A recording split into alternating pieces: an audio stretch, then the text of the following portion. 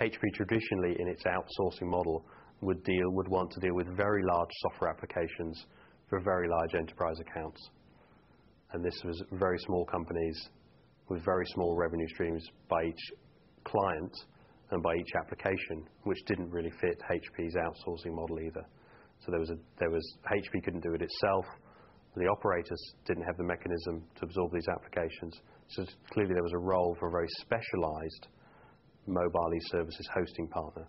The founding team at End2End realized that there would be a major gap in the market, essentially between the content and application providers providing software solutions and the mobile operators and other channels to market, delivering those to end users, be they consumer or enterprises, in the delivery value chain. What we see when we go into the 2.5 and 3G world is that the cost of driving these networks and getting the license is so high that we have to raise ARPU with more than 50%. And the only way to really raise ARPU is by getting people to talk to each other more, which is almost impossible, and to raise ARPU in another way, hence giving the customer the opportunity to use his phone to a lot of other things than just voice. One of the key things that we had the Mobile eServices Bazaar with over 400 applications. We didn't know which were the good applications and the bad applications at that stage. What we had was a significant pull program with a content community around the globe to be able to find those applications. That a small company like End2End didn't have that reach. So we've been able to provide a funnel, if you will, to deliver those applications, to ruggedize those applications and test those applications through the End2End platform. Secondly, access to clients. We want to deliver our mobile e-services message to clients, and this gives us another mechanism to deliver that value proposition to clients. When we approached HP, we learned that one of the great assets that they had was the Mobile eServices Bazaar program, which had already accepted or received wide acceptance among operators and other companies interested in wireless data solutions. And we saw a huge advantage from both our perspective and Hewlett-Packard's perspective in us acting as sort of the delivery arm for those mobile e-services.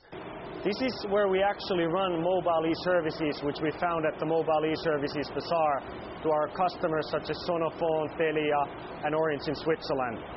We monitor all the equipment that you see here, all the HP and Cisco equipment, from our network operations center in Aalborg, northern Denmark, where our people keep their eye on both the infrastructure and the software 24 hours a day, 7 days a week. The problem for the mobile operators is they're used to applications lasting 3 years. Okay, so you're asking them to move from, I suppose, designing a car to designing a pair of jeans. And then these content providers, they need to think about launching 50 applications a year and obsoleting 40 of them. I think that we will have services which have an even shorter lifetime. Services that are are available in the market during a concert with Tina Turner in Copenhagen, which only have a lifetime of 14 days, or a service that is developed especially for a national game in football between Denmark and UK, or services like that, that will really boost just for a few days, and then they will die. So what End2End gives them the capability is to rent those applications, and it's End2End's problem to manage the obsolescence cycle, to manage the introduction cycle, and the capability is to introduce 50 games within a quarter, and then introduce some new games, negotiate with the gaming provider for specials if required, and provide that managed service. Essentially, Hewlett-Packard wants to focus more on being the technology provider, not necessarily becoming a service provider, because then they would get into a situation where they would essentially start competing with their customers. And one of the reasons why they chose us was because HP could, through financing, take a strategic role in the company and still benefit from the growth and all the business opportunities that exist in the wireless data hosting market. We decided to take a strategic investment in end-to-end, and we now own 24% of the company. Now, the reason we did that primarily was to make sure we were inside controlling the strategy, and as we gain customers and we sell that, we wanted to have an absolute certainty that they would be in the HP camp and not have a predatory competitor come and buy that customer base.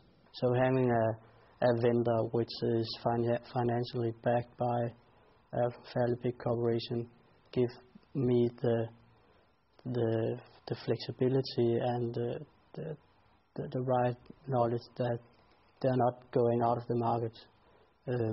And because this is our end user services, which is actually something that I offer to my end user customers, but in my name, but it's driven by another company which my consumer cannot see, and it's fairly important for me that they will stay in the market. We finally finished our implementation of the infrastructure in around mid-August, and since then we've gone live with our first two customers, Sonofon and Telia here in Denmark. We've made further agreements with One2One in the UK. We've closed a customer together with HP in Switzerland, and we've made several partnerships with application providers to build a portfolio and start serving that to mobile operators. To get the best use of this relationship, if you're challenged by convincing your client that we can help them with data services revenue, then that's the reason you should talk to end-to-end. If they want to have a business class email or just gaming and other examples up and running in 4 to 6 weeks, generating revenue, then they should be talking to end-to-end. If they can wait 6 months, then fine, but we probably shouldn't be talking to them anyway.